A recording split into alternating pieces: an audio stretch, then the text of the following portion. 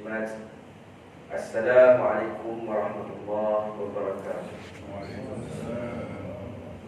Alhamdulillah, alhamdulillah, alhamdulillah.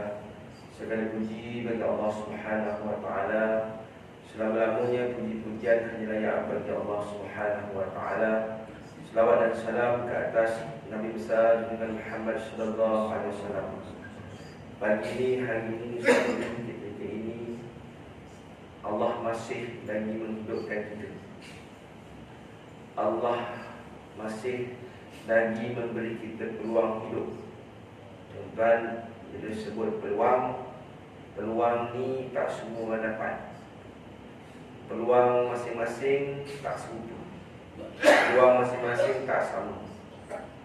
Ada orang dia banyak peluang, ada orang sikit saja peluang, ada orang tak ada peluang.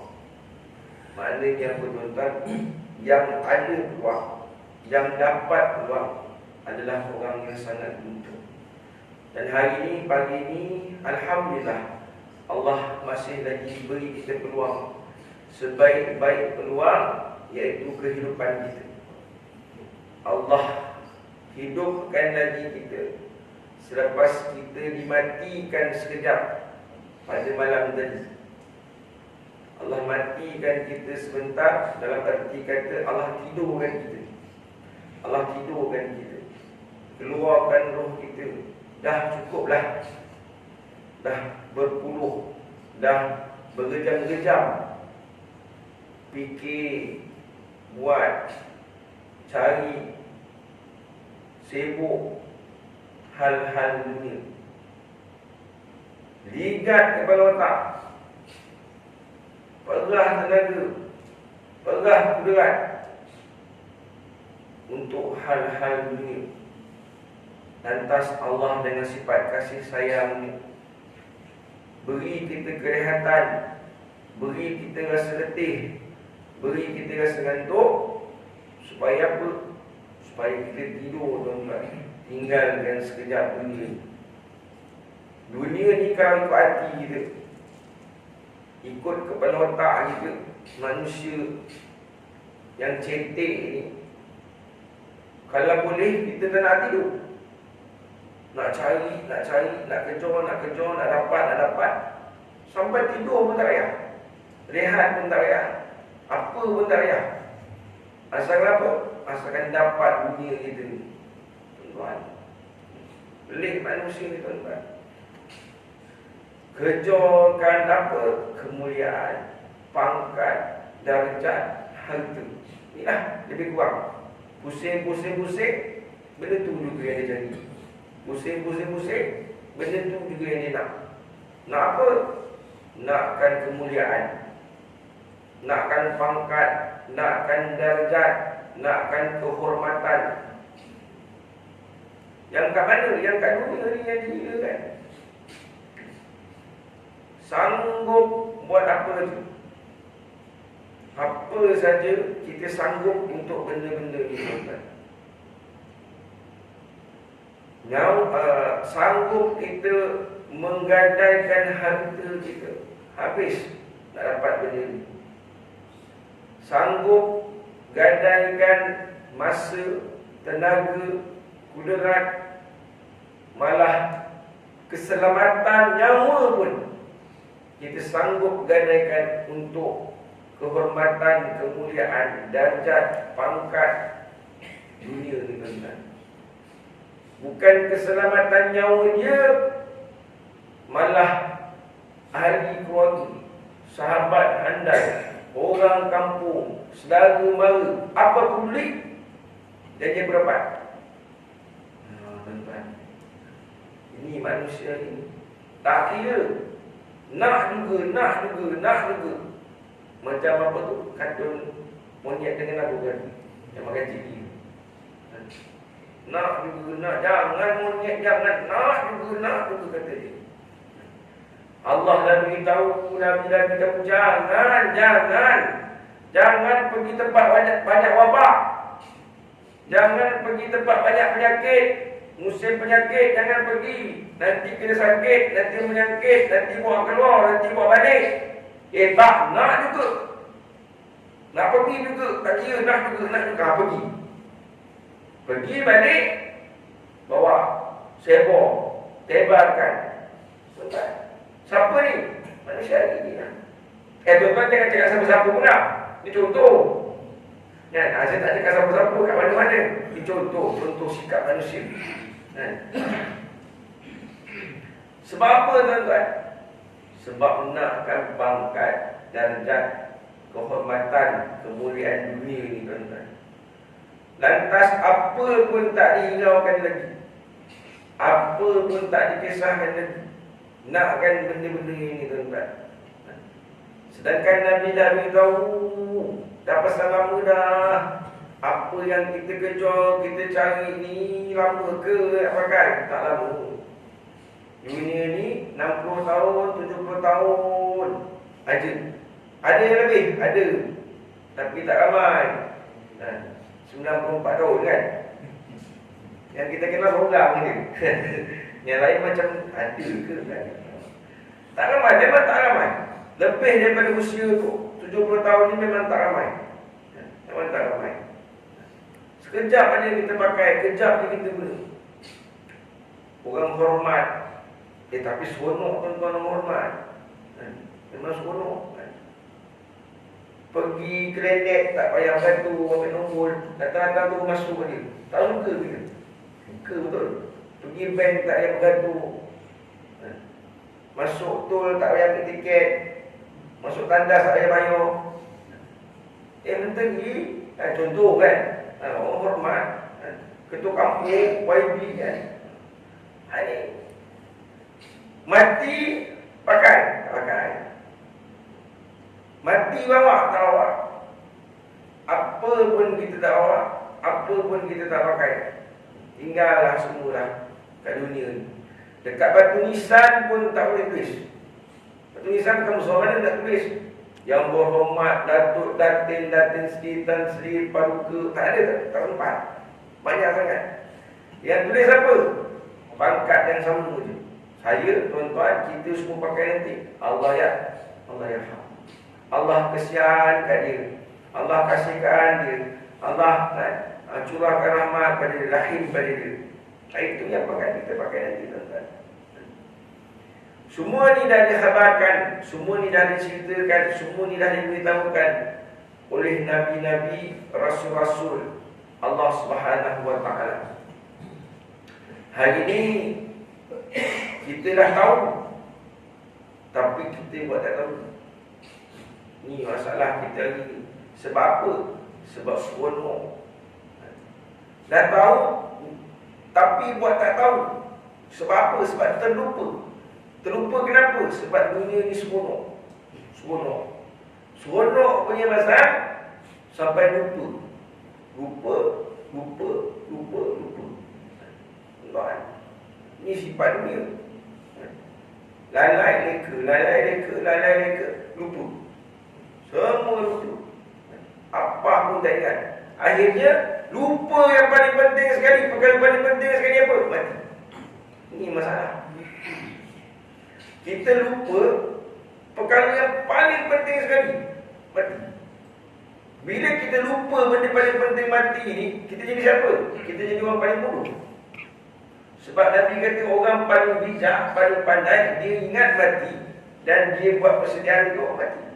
Jadi kalau orang lupa mati, terbalikkan pula. Kalau paling pandai, ingat mati, paling bodoh, mati. Ini masalah. Seronok sangat dengan dunia ni, hayal sangat dengan dunia ni. Allahu Akbar. Ini kita nak ingatkan diri saya, diri tuan-tuan sama-sama ingat tentang tujuan hidup kita, tentang tujuan Allah turunkan kita sebagai hamba-Nya, tak lain tak bukan nak beribadah pada dia. Puas dah Allah hantar Nabi, hantar Rasul, tanda sayang pada kita, tanda ingat pada kita. Tapi kenapa tak semua beriman? Tak semua taat? Kan senang kalau Allah jadikan semua taat, semua beriman. Allah Maha Kuasa. Pening juga jawab. Allah Maha Berkuasa. Kenapa Allah tak jadikan semua taat sekali aku? Semua beriman sekali aku? Dia macam cikgu sekolah, tuan-tuan. Cikgu sekolah ngajar semua anak murid dia. Betul? Sama je. Kalau 40 orang dalam kelas tu, 40 lah dia ajar. 40 terima pelajaran yang sama, subjek yang sama, cikgu yang sama, kerja rumah yang sama, tugasan yang sama. Tuan-tuan, tapi adakah semua lulus? Semua lulus? Semua cemerlang? Semua baik? Siapa yang lulus? Siapa yang cemerlang? Mereka yang kuat berusaha. Mereka yang bersungguh-sungguh. Mereka yang ingat apa yang cikgu dia ajar, apa yang cikgu dia pesan, apa yang cikgu suruh buat, dia buat. Kerja rumah tak tinggal, kerja rumah sempurnakan. Apa suruh hafal-hafal, apa suruh baca-baca, ikut taat, maka dia lulus. Maka dia cemerlang, maka dia dapat. Yang malas, yang degil, yang himul, yang tidur je, pantang cikgu masuk, dia gantung. Cikgu cakap, dia tidur. Cikgu keluar, dia bangun. Ada pesen nak pergi macam tu? Ada kan? Semua gambar cikgu kan? Gambar yang nak pergi tu cikgu kan? Yang macam tu, tipis harapan. Tipis harapan. Ini jawapan dia.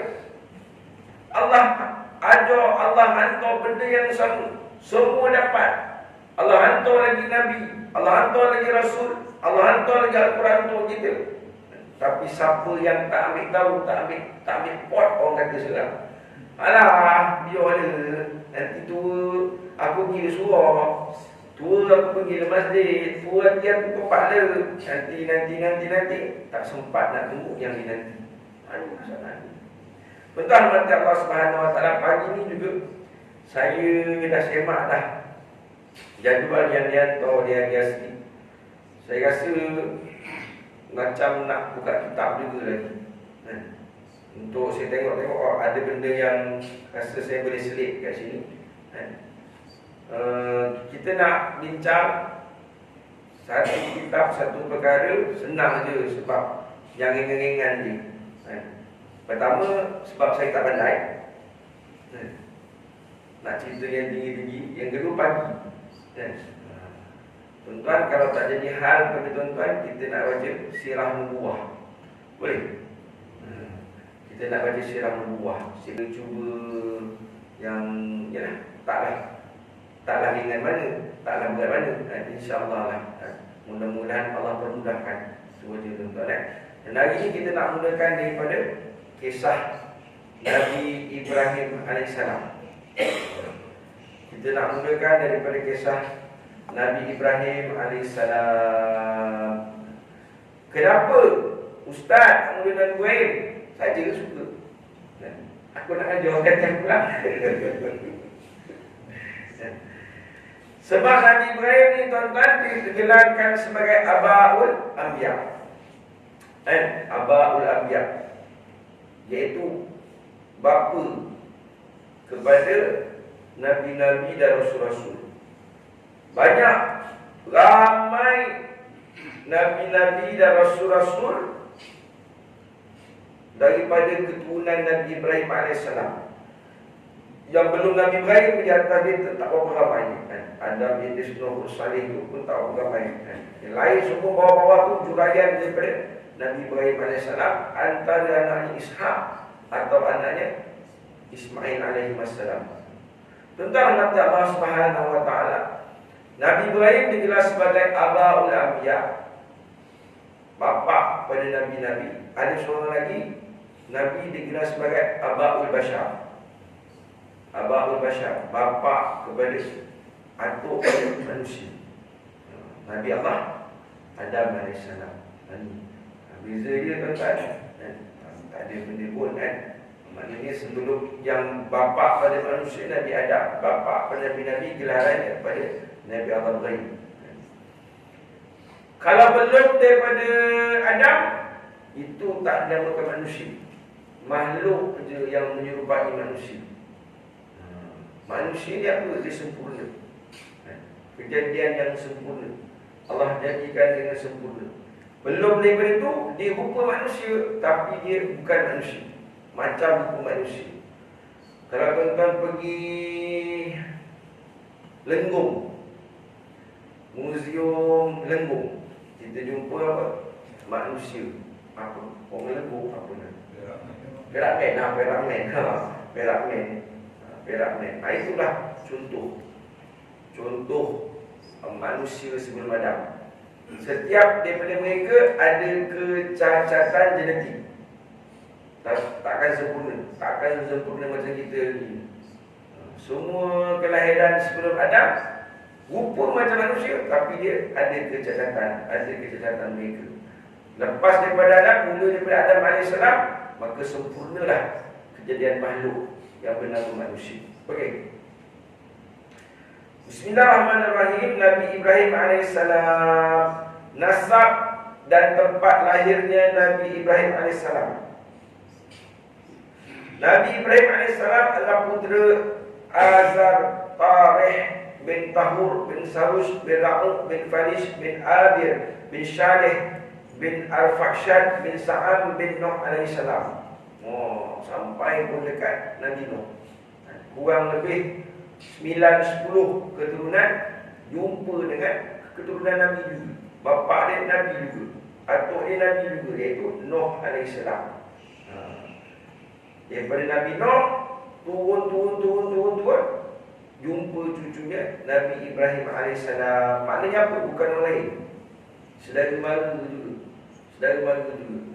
Macam Nabi jumpa Adas. Saya kalau mengajar dekat Masjid Bantalayang, Masjid mana lagi kan, tajuk Rasulullah, dan sampai Rasulullah ke kota Taif. Jadi ada nama Adas. Bila Adas bagi Nabi makan anggur, Nabi makan bagi bismillah. Adas terperanjat. Baik. Sama.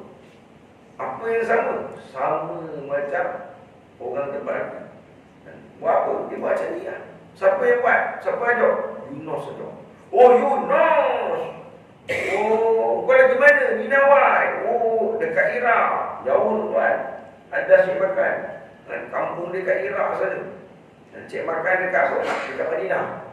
Mana ni dah lama dah Mekah Madinah ni. Dia minta orang cik makan. Oh agak. Kenal, abang kenal Yunus tak? Kenal sangat, kata Nabi. Macam abang kenal? Saudara. Agak. Macam mana saudara? Saya Nabi, dia Nabi. Nak saudara tak? Oh, itu Elan dia, Elan. Kalau kita belajar sirah Rasulullah kan, itu cerita dia antara dia kan. Ini macam ni lah kan? Bukan orang lain, saudara, keturunan yang sama. Keturunan Nuh AS. Dilahirkan di sebuah tempat bernama Fadak Ar-Raham dalam kerajaan Babylon.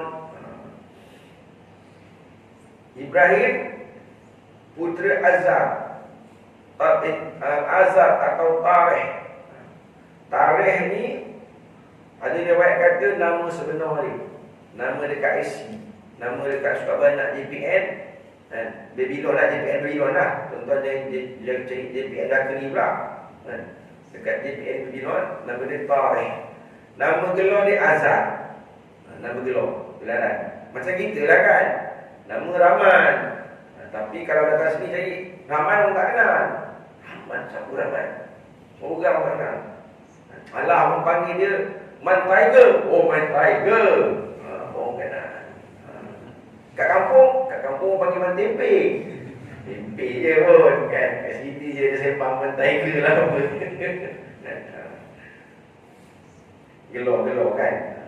Lahir dalam kerajaan Babylon. Tuan-tuan, kerajaan Babylon, kerajaan yang hebat. Dengar nama pun dah tahu dah. Kerajaan yang hebat. Yang pada masa itu diperintah oleh seorang raja bernama Namrud bin Kan'an. Ada riwayat kata Namrus, ada kata Namrud. Mana-mana lah, sama je. Si bebal ni kan, Namrud ke Namrus, sama je bengal. Babylon ni kat mana tuan-tuan? Empire. berada sekarang ni kerajaan Iran, Iraq lebih kurang macam tu lah. Iran, Iraq tu Babylon lah dulu. Empire besar. Dulu tak ada kerajaan Arab Saudi. Kerajaan Arab tak wujud. Orang Arab dulu ni memang jahil. Kerja dia apa? Kerja dia bergaduh je. Perang, bergaduh, minum arak, maksiat, judi, todi, mabuk. Itu je kerja dia. Sampai kan apa? Sampai tak boleh dapat kerajaan. Yang ada apa? Puak-puak, kabilah-kabilah. Itu je. Ada puak, ada kabilah, gaduh. Jumpa puak, jumpa kabilah, gaduh. Tak dapat kerajaan. Kita pun macam tu, tuan-tuan. Jangan kita nak berpuak-puak, nak bergaduh-gaduh, nak berkabilah-kabilah. Maknanya apa? Memang tak jadi apa pun kita. Tak jadi apa pun kita. Sibuk puak aku, sibuk kabilah aku, sibuk bendera aku, habis itu. Tak ada masa kita nak bentuk kekuatan. Asyik nak bergaduh, bertekar je kita. Malu kita, tuan-tuan. Sejarah banyak mengajar kita. Sejarah banyak beri pengajaran kepada kita. Kerajaan Babylon pada masa itu termasuk kerajaan yang makmur. Rakyatnya hidup senang, sejahtera, dalam keadaan serba segi cukup. Semua ada, cakap dia, apa nak? Kerajaan yang maju. Babylon kalau tak salah saya taman tergantung. Betul? Kalau salah betul kan Ustaz nak tengok. Sampai sekarang antara benda pelik, benda ajaib, asalnya daripada kerajaan Babylon. Maknanya kerajaan canggih tu kan. Kita pun canggih, zaman ni pun tak boleh cari dia. Ada KLCC ke apa benda pun dia lagi canggih. Dulu handal tak handal, dia punya arkitek, engineer zaman dulu. Dipenuhi dengan kemudahan yang menjadi keperluan jasmani mereka. Apa je ada dekat kerajaan dia, kat kampung dia, kat bandar dia.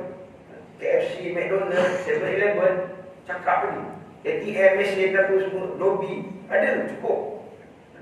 Habis apa yang masalahnya? Apa ceritanya? Apa susahnya dia ni? Sampai Allah nak kenal tuan Nabi ni. Kenapa? Akan tetapi peningkatan hidup rohani mereka yang masih dalam keadaan jahiliyah. Yang jadi masalah apa? Roh dia. Roh ani dia. Roh ani dia yang masih bermasalah. Dalaman dia yang tak betul. Dalaman dia yang sesat. Jasmani dia okey. Jasmani mana ni? Dua. Mani. Badan ni nama dia mani. Sebab apa? Sebab asal daripada mani. Datang daripada air mani. Masuk dalam rahim mak. Allah bentuk seketul darah. Asal daripada mani. Allah jadikan seketul daging. Asal daripada air mani. Sebab tu nama dia jasmani. Lalu Allah hantar pula satu lagi makhluk masuk dalam seketul daging tadi, nama dia roh. Rohani. Maka bergabunglah jasmani, isterinya nama rohani. Itu dia kan? Contohlah kan. Elok juga kalau jadi itu.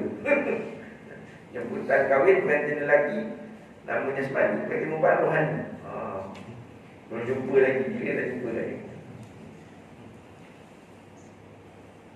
Yang jadi masalah apa? Rohani dia. Rohani dia jadi masalah.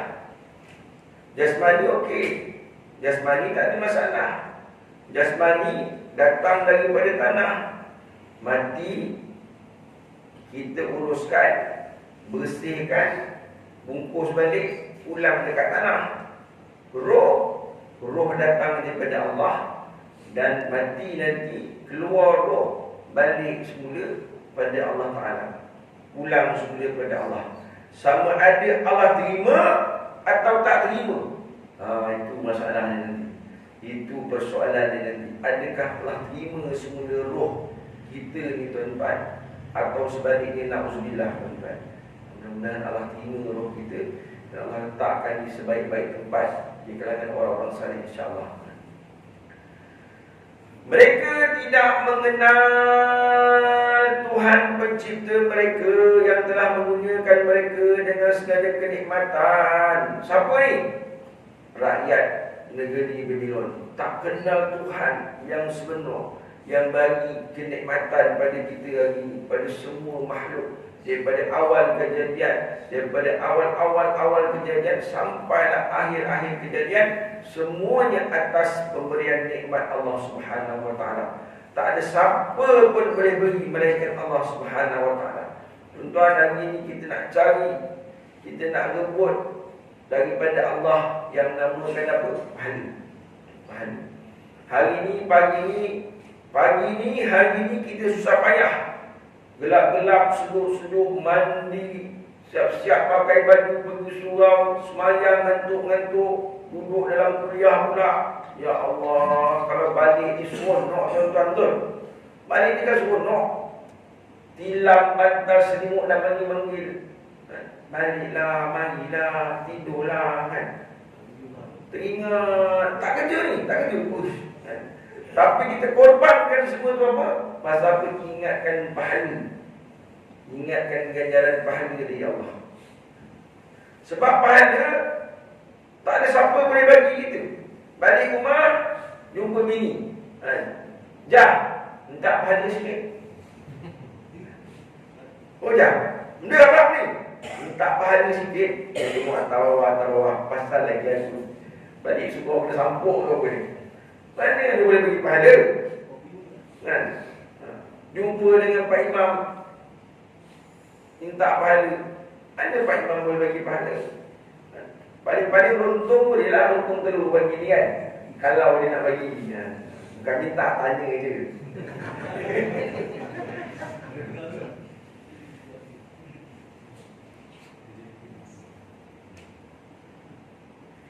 Mereka tidak mengenal Tuhan pencipta mereka yang telah menggunakan mereka dengan segala kenikmatan dan kebahagiaan duniawi. Mereka menyembah patung-patung yang mereka pahat sendiri dari batu-batu atau diperbuat daripada lumpur yang kering. Apa yang mereka sembah, apa yang mereka jadikan sebagai Tuhan? Patung-patung daripada batu yang mereka buat sendiri. Tuan-tuan tu boleh buat Tuhan sendiri kan? Suka hati dia nak bentuk apa? Rasa nak buat bentuk gajah lah, buat bentuk gajah. Rasa nak buat bentuk ikan, buat bentuk ikan.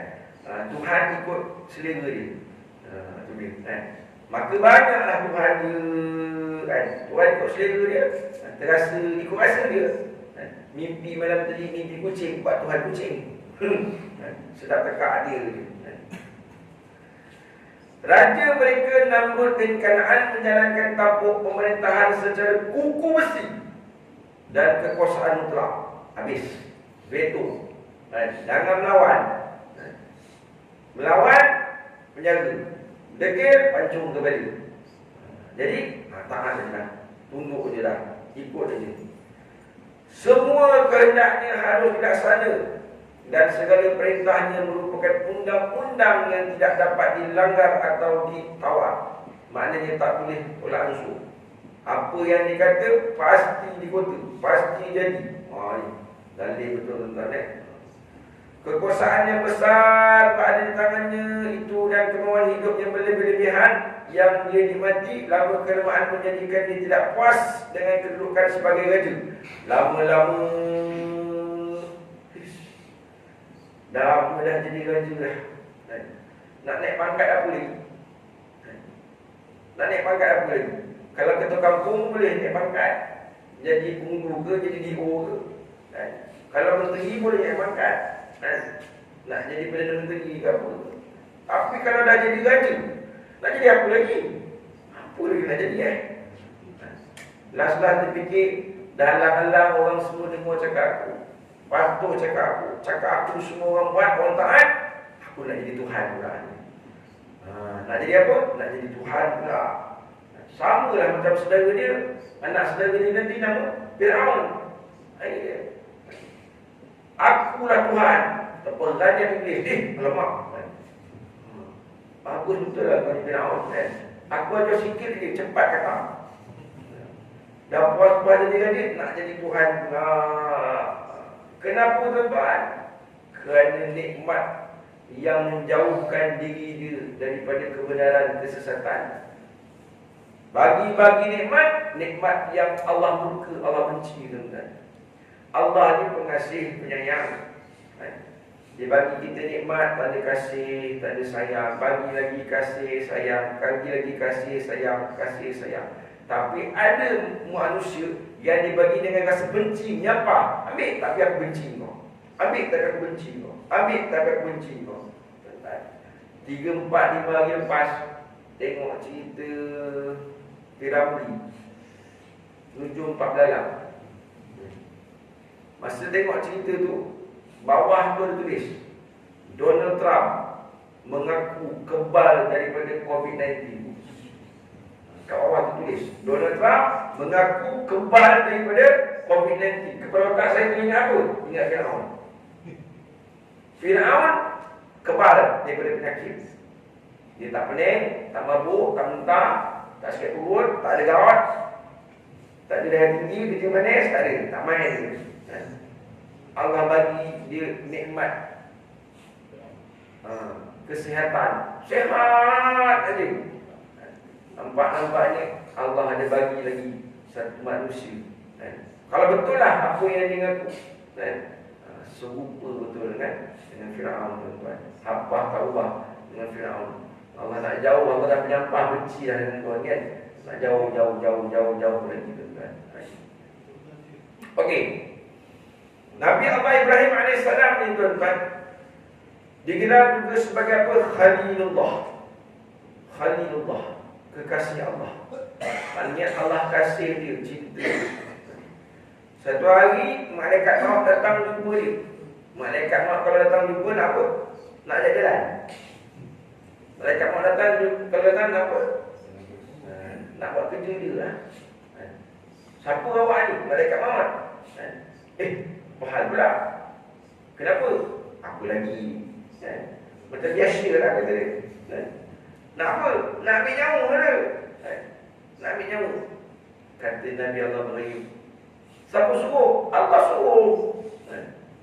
Lah, takkanlah kekasih nak menyakiti kekasih.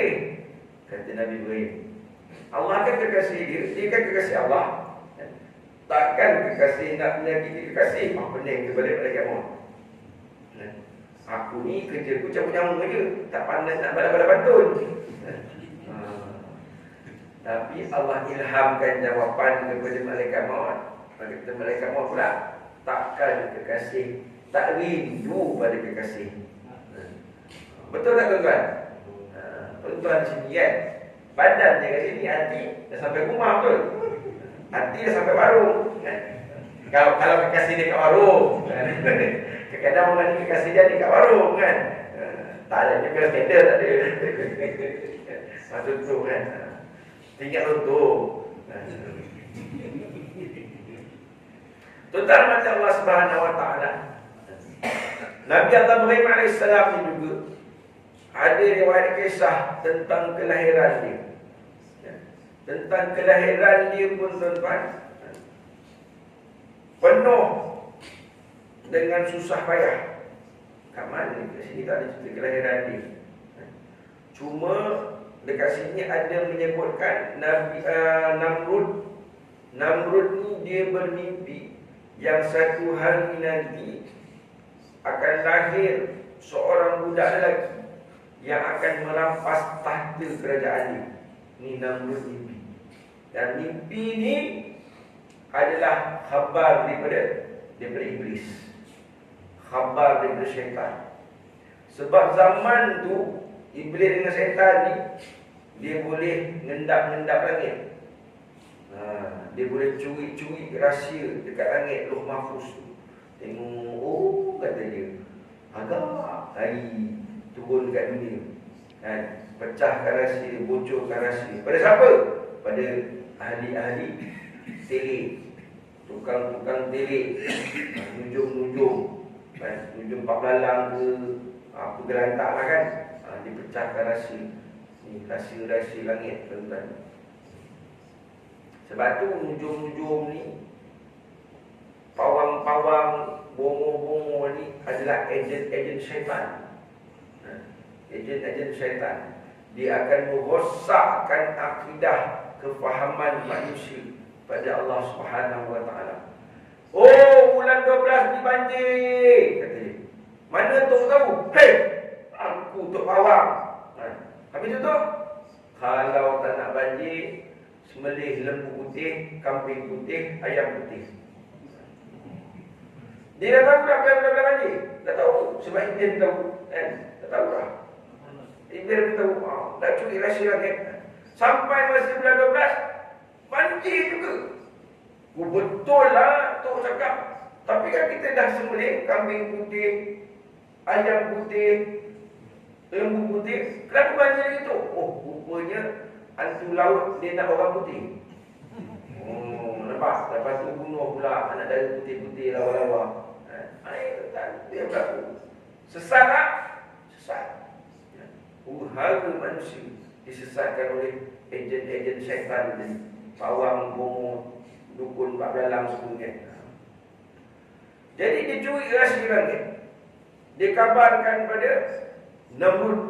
Mimpi Namrud bangun pagi terperanjat, terkencing terberak kat Namrud. Agaknya lah kan?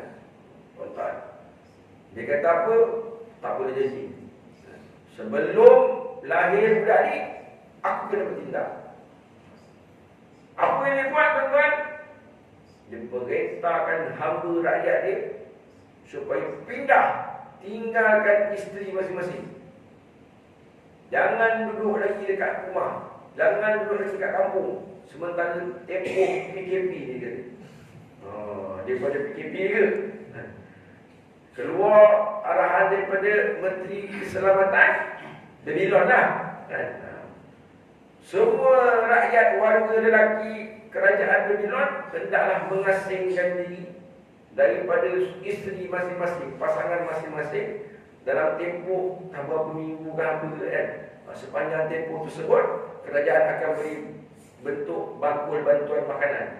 Contoh kan, asingkan diri, tinggalkan isteri masing-masing. Pergi mana? Pergi tempat lain. Contoh pergi pulau lah. Pulau, nak pastikan supaya tak balik. Kalau pergi tempat lain, setakat daripada Sagil pergi Pekasan, malam-malam dia ngangkat saya bini dia betul. Malam-malam pukul 5 pagi mana boleh tahan benda dia kan. Mengangkat dia saya bini dia kan. Jadi caranya pergi pulau, pulau laut kan. Pindah daripada Sagil contoh pergi pulau, boleh dekat kan. Pulau Penari pandai. Aku nak cakap kan, Pulau Penari kan. Pergi Pulau Penari kan. Pulau Penari itu pulau tempat tu. Cuma sekarang dia tak nampak pulau ni kan. Dia sebab apa? Sebab dia dikelilingi Sungai Kesang. Sungai Kesang datang, kemudian dia bentuk bulatan, balik semula ke Sungai Kesang. Air dia tak lepas ke Sungai Mok. Air dia tak lepas ke Sungai Mok, pusing balik masuk Sungai Kesang. Jadi yang tengah tu pulau. Sekarang dah tembuk belakang tu. Dah jadi dah tak jadi pulau sangat lah. Dah lepas ke Sungai Mok. Kalau dulu datang Sungai Kesang, pusing balik Sungai Kesang. Pulau dia. Pindah Pulau Penari semua. Duduk Pulau Penari, tinggallah anak, tinggallah isteri. Tuan-tuan ni jam lagi tak pakai. Aku tak nak cerita. Aku belakang sakit. Aku berdua.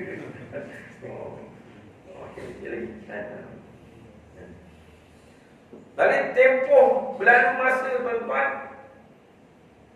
Azar pun ikut. Tinggallah bini dia. Semua tak ada satu pun orang lelaki tinggal kat kampung tu. Semua pergi ikut Namrud. Tak boleh buat bini. Bini tinggal dekat kampung. Tinggal semua ikut Namrud. Namrud bawa bini dia. Namrud bawa dia punya isteri gundi dia ikut. Dia tak apa, dia tak boleh. Sebab dia Tuhan kata dia. Tuhan ada bini bodoh tu je. Tuan-tuan kata Allah Subhanahu Wa Taala. Ini cerita sebelum kelahiran Nabi Ibrahim. Ini Nabi Ibrahim belum ada lagi. Jadi macam mana cerita seterusnya kan? Sedangkan dah pisah ni, mak dengan bapa Nabi Ibrahim ni dah pisah. Jadi bagaimana Nabi Ibrahim nak jadi? Nak keluar. celah pokok pisang ke? Celah pokok rangka ke? Celah daun pisang ke? Tuan-tuan, nak sambung ke nak habiskan? Sambung. Sambung habiskan ya. Jadi berlalu masa Nabi Ibrahim berlalu masa Namrud ni teringin pula nak makan. Teringin kakak teringin nak makan.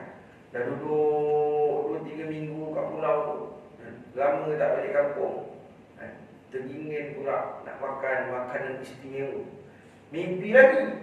Tak ada kerja lain, mimpi je. Dia sudah tak masuk kaki dah kan. Mimpi lagi. Mimpi teringin nak makan makanan istimewa yang sedap-sedap, yang hanya terdapat dalam kerajaan Babilon, yang ada kat tempat dia je. Contoh kat Muar je lah yang ada benda tu kan. Benda nak makan.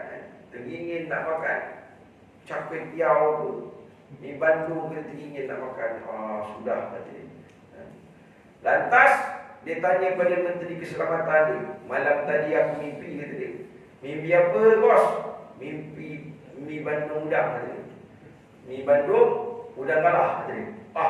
Kat sini tak ada bos. Habis dekat kampung kita dia ada. Sudah, kata dia. Kat sini tak sedap kalau ada pun, mahal. Mahal tak sedap, kita kan nak yang murah je. Nak murah, nak sedap kan. Kalau boleh nak free, tu lagi sedap. Kalau free lagi sedap betul. Jadi kalau gitu suruh siapa? Suruh Azal pergi beli. Kenapa? Sebab Azal ni orang paling dipercayai. Orang lain tak boleh pakai. Kalau suruh menteri lagi tak boleh pakai. Habis pabuk SPRM dipanjat. Pakai pula Allah. Menteri Babilon lah. Kan? Tak takut. Suruh polis. Polis pun sama kan. Polis pun 2 kali 5 kan. Polis Babilon kan. Askar apa semua rela. Rela nama je rela kan. Tapi belum apa dia tanya lawan.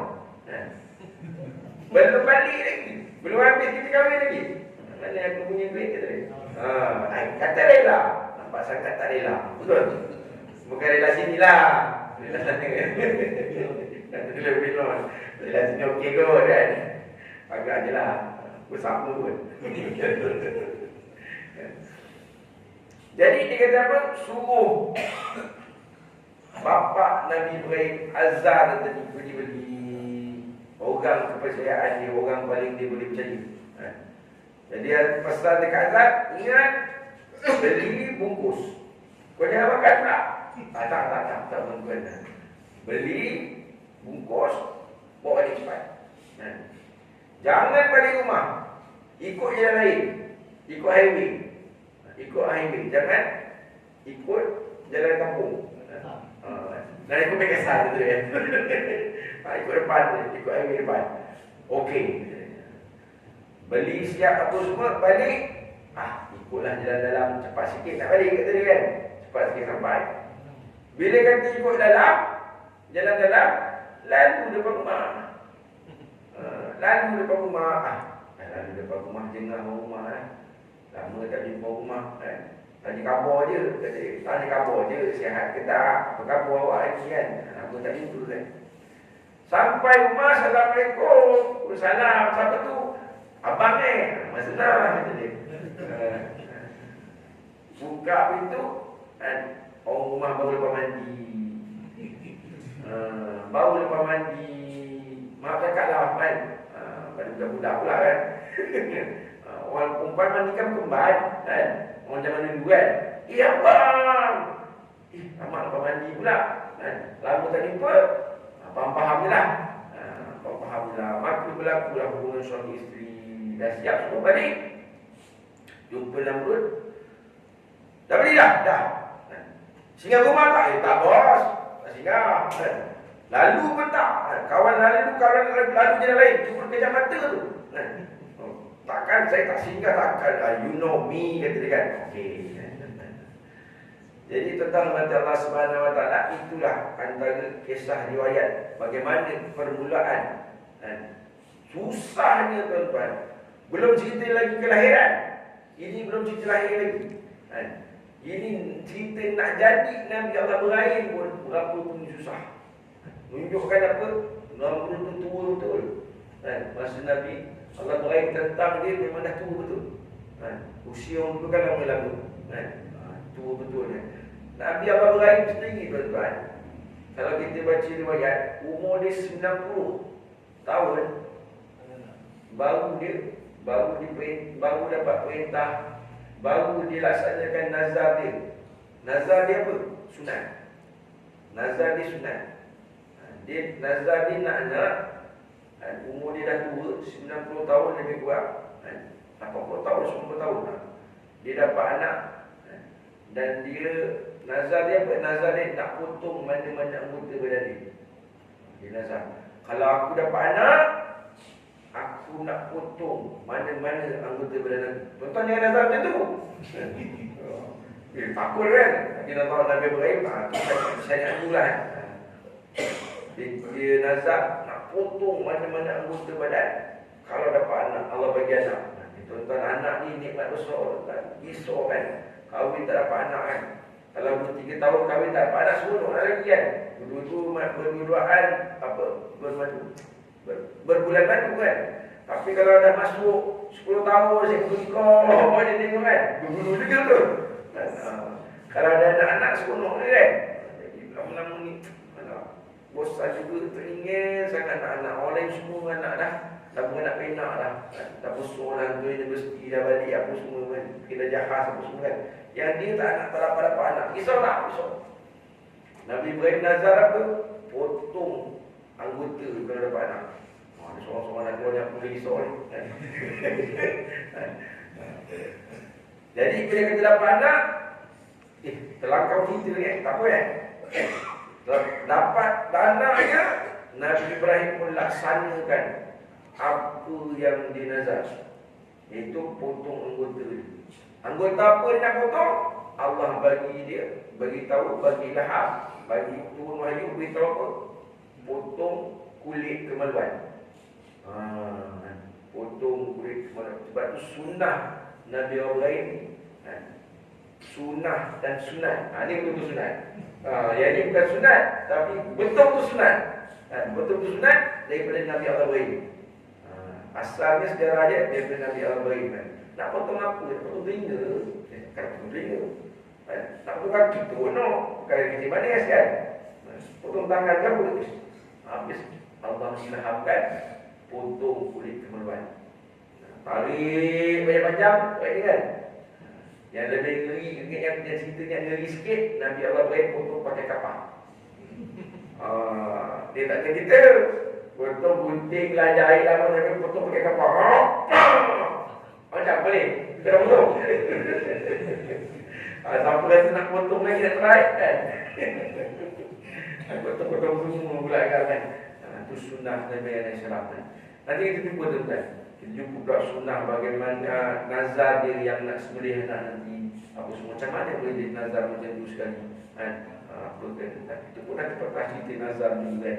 Antara satu nazar ni pasalan Nabi Ismail tu pun, antara benda-benda yang dia tersebut kan. InsyaAllah tuan-tuan kita tangguhkan dulu sampai sini. Nanti kita akan sambung lagi dalam episod seterusnya. Bagaimana Nabi Ibrahim mula berhadapan dengan masyarakat Babylon. Yang pertama-tamanya dengan bapa di sini. Lepas ni kita Nabi Ibrahim akan berhadapan dengan bapa di sini.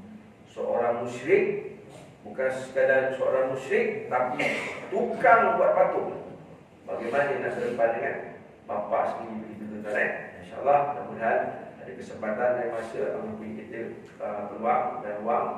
Kita akan jumpa lagi. Allah alam sawab. Yang baik-baik datang daripada Allah, yang silap salam buruk kerana kelemahan kejahilan diri saya, Allah maaf saya minta. Wallahu alam sawab.